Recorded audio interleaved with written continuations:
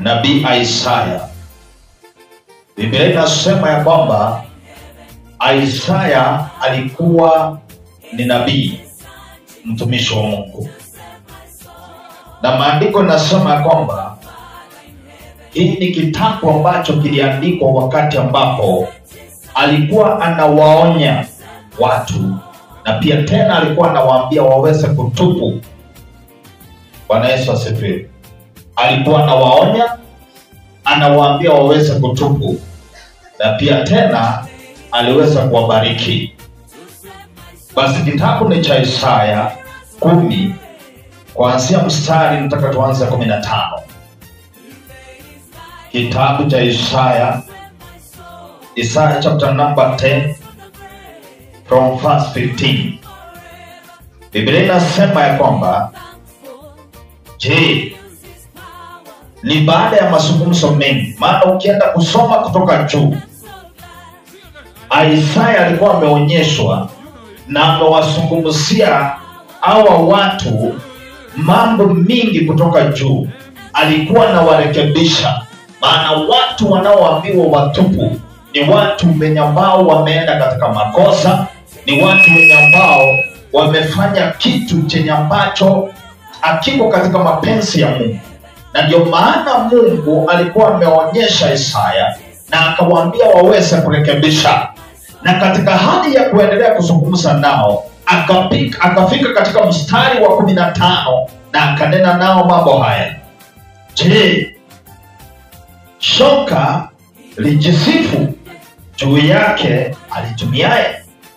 Je, msumeno ujitukuze juu yake wauvutaye? Ingekuwa kana kwamba pakora ingewatikisa wainuao, au fimbo ingemuinua yeye ambaye si mti. Kuna mambo watu hawa walikuwa wanajisifu, watu hawa walikuwa wanaenda kwa njia isiyompendeza Mungu, watu hawa walikuwa wanafanya mambo kwa njia ya kujitukuza. Sasa Isaya anawauliza, inawezekana? Je, shoka lijisifu juu yake aliinuaye? Mtu ambaye anayelitumia anaweza akajisifu? Kuna mtu ambaye anaweza akajisifu akawacha Mungu kwamba wewe ndio umeweza kujiamsha? Na ndio maana tunamshukuru Mungu tunapofika mahali hapa. Tunakuwa na wakati wa ushuhuda, kumshukuru Mungu, kumwabudu Mungu, kusema asante kwa sababu yale yenye ambayo yametendeka, si kwa uwezo wetu, si kwa mamlaka yetu, si kwa mapenzi yetu, ni kwa sababu Mungu amekubali yaweze kutendeka. Leo hii tukipumua, leo hii tukimuinua Yesu, leo hii tukitembea kufika mahali hapa, leo hii tukiwa tumefalia vizuri, ni kwa sababu ya Yesu. Leo hii ukiona uko na mtoto, ni kwa sababu ya Yesu. Leo hii ukiona umeolewa, ukiona umeoa, ni kwa sababu ya Yesu. Ni kwa sababu shoka haliwezi kujiinua kwa yule mwenye ambaye anayelitumia. Maana yule anayetumia shoka anaweza litumia kwa vyovyote vile, anaweza litumia jinsi apendavyo. Kwa hivyo shoka haliwezi kujitukuza, haliwezi kujiinua kwa yule mwenye ambaye analitumia. Na ndio maana Isaya anawauliza, je, shoka inaweza kujiinua kwa yule mtu mwenye ambaye anatumia hili shoka? Anaweza kulitumia kukata miti, anaweza kulitumia kukata chuma, anaweza kulitumia kulima, kwa sababu yeye anayelitumia shoka anaweza kulitumia kwa vyovyote vile. Na ndio maana Isaya anapoongea na watu hawa watu walikuwa wamegaidi, walikuwa wameweza kwenda kwa njia iliyo kombo. Walikuwa wakijiona asubuhi imefika, wanaona ni kwa sababu walikula vizuri. Wakiona ya kwamba wameenda shule, wanaona ni kwa sababu wazazi wao wako na uwezo wa kuwapeleka shule, wako na pesa ya kuwapeleka shule. Wakiona wengine wameweza kuishi siku ya leo, wanaona ni kwa sababu wamekula vizuri, wameelewa jinsi ya kukula diet iliyo nzuri, na ndio maana wameweza kuishi siku ya leo. Je, shoka liweze kujiinua, liweze kujitukuza kwa yule anayelitumia? Watu hawakuwa wanajua ya kwamba ni Mungu ambaye amemsaidia akafika wakati huo. Katika mstari wa 16, kwa hiyo Bwana wa majeshi atawapeleka kukonda watu wake walionona, na badala ya utukufu wake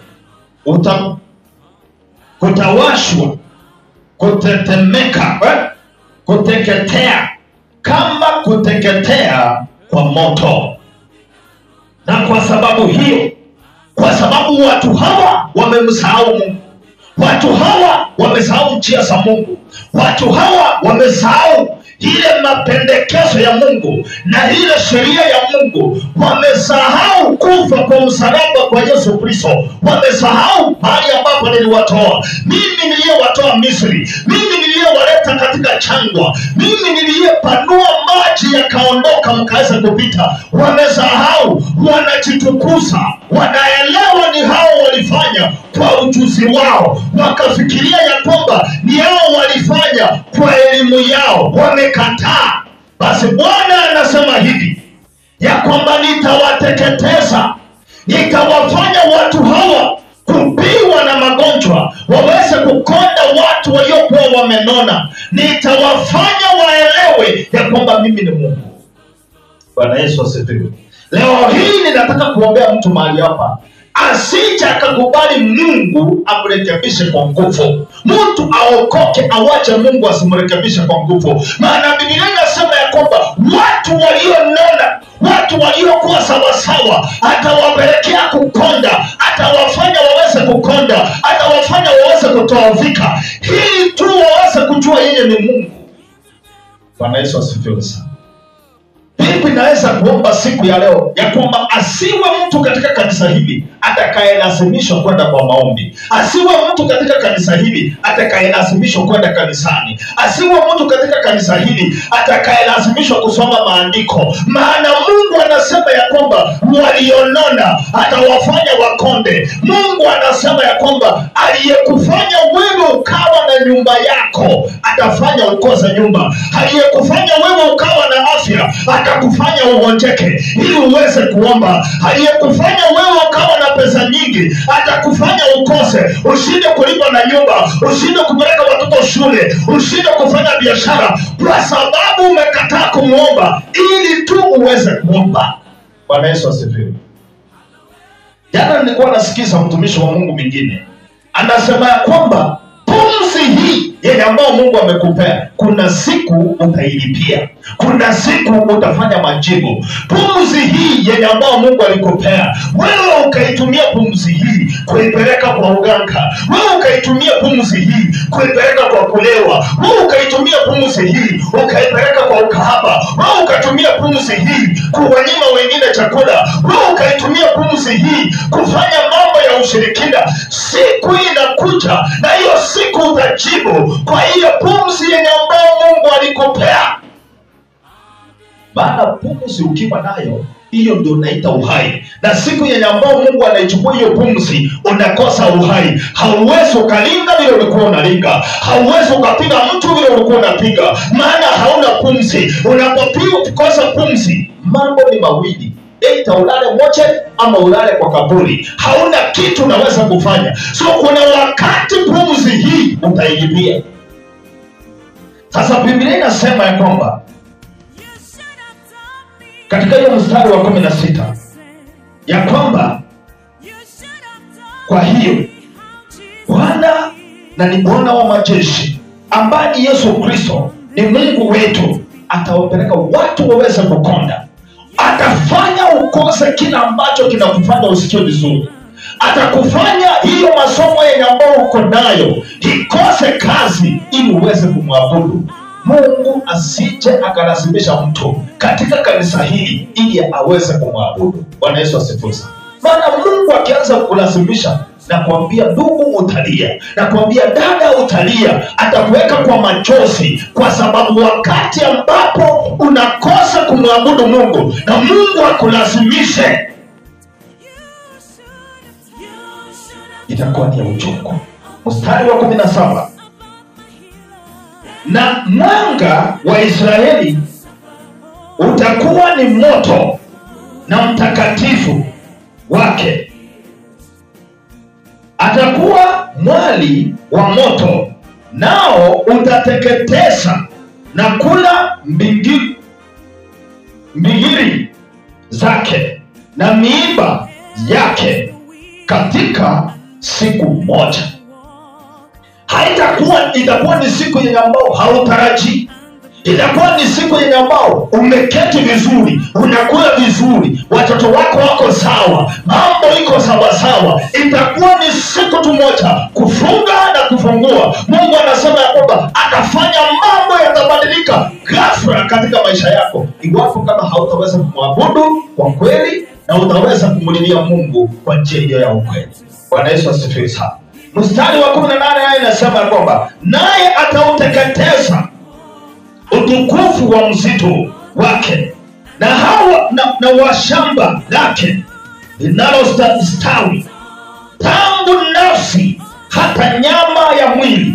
Itakuwa kama vile ambapo mtu aliye mgonjwa, naye atauteketeza utukufu wa msitu, atauteketeza utukufu ulio nayo. Unaona vile jinsi mwili wako unaong'aa, mwili wako unaonekana mzuri, unaona umejaa, uko na nyama zilizo nzuri, una nguvu, unaweza kuwapiga watu, una nguvu, unaweza kuwanyanyasa wengine, una nguvu, unaweza ukapita hata usiku hauogopi, hata mchana hauogopi, una nguvu kijana barubaru, una nguvu mingi sana. Mungu anasema ya kwamba siku moja hatateketeza hizo nguvu, hatazifanya uweze kuisha. Msichana unayetutazama siku ya leo, unaona vile jinsi ulivyo na umbo lililo nzuri, unaona vile jinsi nywele yako inametameta, unaona vile jinsi unaonekana na muonekano mzuri. Siku moja tu na Mungu hatakupa nafasi, anasema ya kwamba atakufanya unyauke. Msitu uliojaa, ulio na kila kitu, hatafanya uteketee, hatafanya ikwishe kila kitu. Chochote kilichoko ndani yako, kila ambacho unalinga nacho, Mungu anasema ya kwamba atateketeza. Mara moja atateketeza maisha yako, atateketeza pesa zako, atateketeza mali yako, atateketeza manyumba mazuri, atateketeza, atateketeza kila ulicho nacho ndio uweze kumrudia. Bwana Yesu asifiwe. Wewe haujaona dunia hii, labda wale wenye ambao ni wadogo sana, lakini sisi tumewaona watu wenye ambao ni wakubwa. Wengine wamekuwa wabunge, wengine tunawaona katika mji huu, wenye ambao walikuwa na pesa nyingi, leo hii wanatembea na slippers kwa sababu walikataa kumrudia Mungu. Bwana Yesu asifiwe sana. Tumeona hata watumishi wa Mungu waliopotoka, waliokuwa wazuri, waliokuwa wanahubiri vizuri, waliokuwa wanasimama madhabahu, wanatangaza injili ya Yesu Kristo, wanatangaza kufufuka kwa Yesu, wanatangaza umuhimu wa Yesu Kristo. Walikuwa watu wazuri, walipoamua kuiasi injili, wakaamua kwenda katika njia zao, leo hii hawako mahali popote. Ni kweli Biblia vile inavyosema ya kwamba atafanya utukufu huo kuteketea na kukwisha. Ninaombea mtu mahali hapa ya kwamba hautapatikana katika wale wenye ambao hasira ya Mungu itawaka juu yao katika siku hizi zenye ambao tunatangaza injili, katika nyakati hii tuliyo hai, hii nyakati yetu, hii generation yetu. Hautapatikana kati ya wale wenye ambao hasira ya Mungu itawaka, eti kwa sababu ulikataa kuomba, eti kwa sababu ulikataa kutoa sadaka, eti kwa sababu ulikataa kuosha kanisa, eti kwa sababu ulikataa kusoma neno, eti kwa sababu ulikataa kuingia katika waabudu, eti kwa sababu ulienda katika nchi ya walio washirikina. Kusipatikane mtu katika kanisa hili na kusipatikane mtu katika generation yetu yenye ambao atakuwa ameasi neno la Mungu, hapatikane katika njia za kutomwabudu Mungu. Biblia inasema ya kwamba huyo mtu wakati atakuwa ameteketeza hiyo sehemu, ama huyo mtu, ama hiyo mazingira, itakuwa kama vile afapo mtu aliye mgonjwa.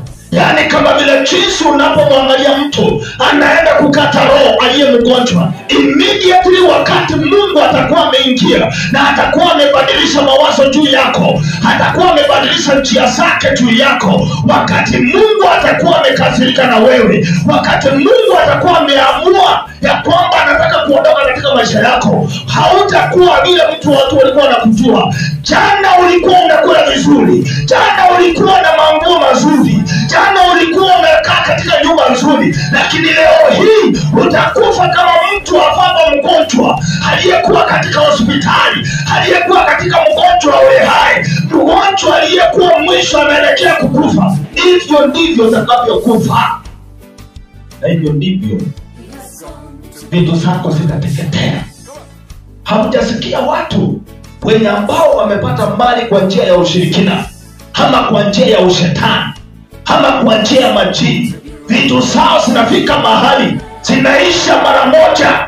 Mtu aliyekuwa na duka nzuri linafilisika, ni kwa sababu amewacha njia za Mungu. Biblia inasema ya kwamba wakati Mungu atakuwa amekasirika na wewe, akiamua kuondoka katika maisha yako, ataleta magonjwa, akuachie magonjwa. Mungu akiondoka anakuachia magonjwa, Mungu akiondoka anakuachia taabu, Mungu akiondoka anakuachia kushindwa, Mungu akiondoka anakuachia masumbuko, Mungu akiondoka utakuwa na kilio, na Mungu akiondoka utakuwa na taabu tele. Bwana Yesu asifiwe. Sinaombea mtu mahali hapa, Mungu asiondoke katika maisha yako. Usikubali Mungu aondoke katika maisha yako. Usikubali Mungu aondoke kwa watoto wako. Usikubali Mungu aondoke kwa familia yenu kwa sababu yako tu na familia isimame. Bwana Yesu asifiwe sana.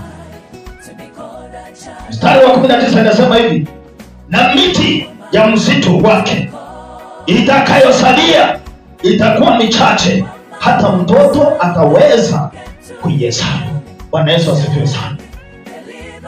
Katika utukufu ulioko mwingi sana, yaani vile jinsi hiyo msitu itakuwa imeteketea, kila ambacho kitabaki kidogo kitakuwa kidogo sana, hata watoto wadogo Biblia inasema wanaweza kuhesabu.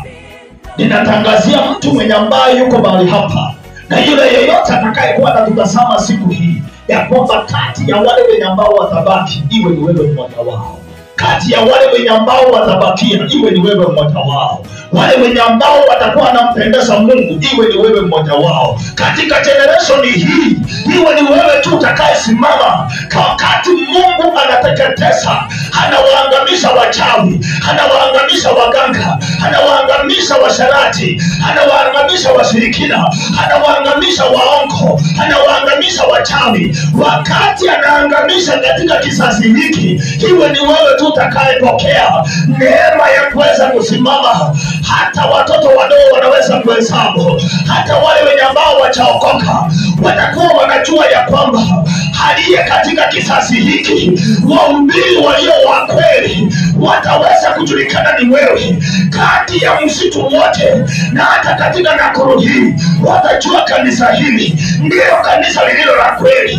Watajua kanisa hili ndio kanisa la kumwabudu Mungu. Watajua mchungaji huyu ndio mchungaji aliye wa kweli. Maana hasira ya Mungu itakaposimama katika mji wa Nakuru, ni wale walioko wateule. Mji utakayopaki, hata walio wadogo wataweza kutambua. Yesu asifiwe. Haitaji microscope ya kwamba mtu aweze kunipima ajue ya kwamba mimi ni mtumishi wa Mungu wa kweli. Haitakuwa ni mmoja tu, hata kama nitakuwa peke yake katika mji wa Nakuru. Ninatabiria mtu siku ya leo, wale watakaobaki, iwe ni wewe utakayekuwa mmoja wao. Wahubiri waliosimama kwa neno la Mungu, waimbaji waliosimama kwa neno la Mungu, waombezi walio wa kweli, sio waombezi wa kuomba na mambo ya pesa, sio waombezi wanaoitisha watu pesa, sio waombezi wanaotumia ushirikina. Muombezi anayeomba neno la Mungu na anamuomba Mungu aliye wa kweli. Bwana Yesu asifiwe.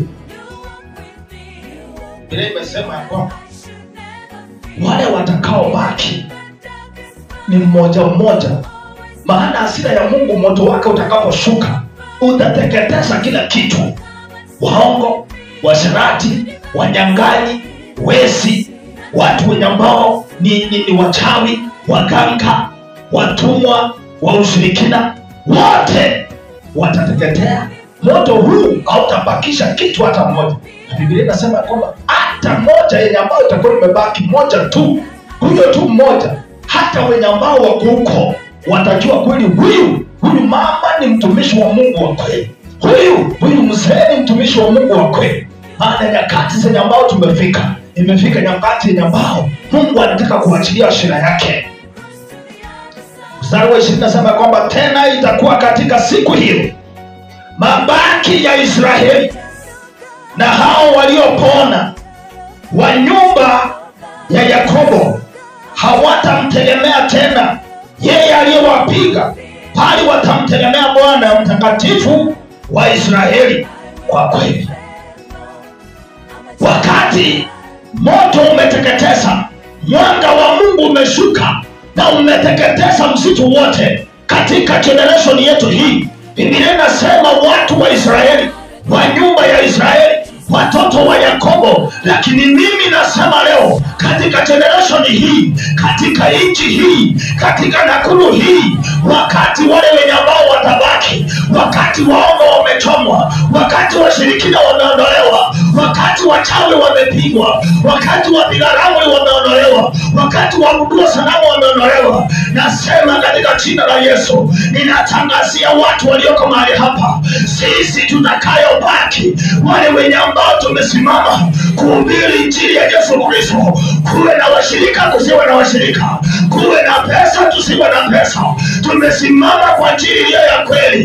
Biblia inasema siku ya leo hatutaweza kulia tena, hatutawalilia walio na pesa, hatutawanasama wanadamu, hatutakimbilia farasi zao, hatutaenda kwa magari yao. Mungu amesema tutasimama, na waliosimama kwa njia ya kweli tutamtegemea Mungu. Mungu atashuka kwa niaba yetu. Kama ni hiyo nyumba atatulipia, kama ni hao watoto atatupelekea shule, kama ni hiyo mgonjwa atatuondolea, kama ni hiyo matatizo atatuondolea. Biblia imesema ya kwamba hatutaweza kumtegemea mtu, hatutawakimbilia wachungaji wakubwa, hatutawakimbilia watu wenye wako na pesa, hatutawalilia walio na magari zao. Tutasimama kwa kweli. Bwana Yesu asifiwe. Mabaki nao ni mabaki ya Yakobo, watamrudia Mungu aliye mwenye nguvu, yeye mwenyewe awasaidie. Leo hii ninatabiria mtu siku ya leo, kila mtu amrudie Mungu. Angalia mahali popote uliweza kwenda Kongo, angalia mahali popote penye ambao uliweza kusema vibaya, umrudie Mungu. Na wakati utakapomrudia Mungu, Mungu aliye wa kweli atasimama na wewe. Na Biblia inasema ya kwamba Mungu akisimama na wewe, magonjwa hayawezi kukushinda. Mungu akisimama na wewe, nyumba hautakosa kulipa. Unaposimama na Mungu, hiyo biashara haitakwisha. Unaposimama na Mungu, hiyo ndoa haitakwisha. Unaposimama na Mungu, mazao ya mashamba yatakuwa.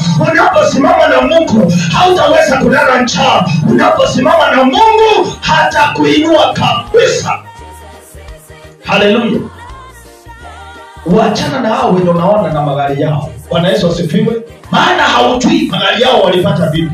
Waachana na hao unaona wako na mafarasi yao, maana mafarasi yao hujui walipata vipi. Na ikiwa walipata kwa njia mbaya, Biblia inasema ya kwamba Mungu atakapoondoka ndani yao, yeye mwenyewe ataleta magonjwa. Hayo magonjwa yatafanya kukonda. Kukonda kumaanisha utanyang'anywa kila kitu. Utanyang'anywa pesa, utanyang'anywa afya, utanyang'anywa chakula, utanyang'anywa watoto, utanyang'anywa mke, utanyang'anywa mume, utabaki bure, utapiwa kabisa. Maana Mungu ameondoka ndani yako. Lakini ashukuriwe Mungu zaidi, na ainuliwe Mungu mwenye nguvu. Maana anasema ya kwamba tutakapomrudia Mungu na tumtukuze Mungu wa pekee, yeye atasimama kando na sisi, hatakuwa ndani yetu na sisi tuwe ndani yake. Na wakati Yesu akiwa ndani yetu, tunapokea vitu vilivyo vizuri. Njia anatutengenezea. Mahali tunaenda anatutengenezea. Kikao tutaingia anatutengenezea. Tutakunywa ni chakula chenye ambacho kiko na sumu, lakini hatutaweza kudhurika. Tutakanyaga nyoka, haitaweza kutudhuru, kwa sababu Mungu yuko ndani yetu, nasi ndani yake. Mungu akiwa upande wetu, tutaweza kushinda. Bwana Yesu asifiwe. Leo hii nimeombea mtu mwenye ambao anatutazama, na wale wenye ambao ni wa ushirika huu, wale wenye ambao ni wa madhabahu haya, wamrudie Mungu. Na Biblia imesema ya kwamba tutakapomrudia Mungu, sisi ndio mabaki, sisi ndio peke yake tutakuwa tumebaki, na tutakapobaki Mungu ataingia ndani yetu na atatusaidia kwa ile kitu ile ambao unaona kuna shida. Ninajua kuna watu wanaweza kuwa mahali hapa wanaona mambo magumu mbele yao. Kuna wengine kazi ilikwisha, wanasema ya kwamba watasaidika vipi. Rudia Mungu na kazi utaipokea. Kuna wengine wako na challenges ya mwili, rudia Mungu na utapokea afya. Kuna wengine wako na challenge ya ndoa, rudia Mungu na wao utapokea ndoa hiyo nzuri. Kuna wengine hawana chakula, rudia Mungu na utakuwa sawa sawa. Kuna wengine wanatafuta school fees, ninakwambia rudia Mungu na kutabiria urudie Mungu, na utakapomrudia Mungu kila kitu itakuwa shwari. Bwana Yesu asifiwe. Na usiulize Mungu ama usijiulize maswali mahali ambapo itatoka, maana wakati wa Mungu akitaka kurejesha, anarejesha kabisa, haijalishi ni nani. Na leo hii tutakapomrudia Mungu, mifereji itafunguka, mifereji milango itafunguka, mbingu zitafunguka kwa kila mmoja. Ile kitu yenye ambao umeitafuta kwa muda mrefu utaipokea, kwa maana mbingu zitakuwa zimefunguka kwa ajili yako. Bwana Yesu asifiwe sana. Si Mungu wa amani awabariki kabisa na awatendee mambo mazuri. Amen.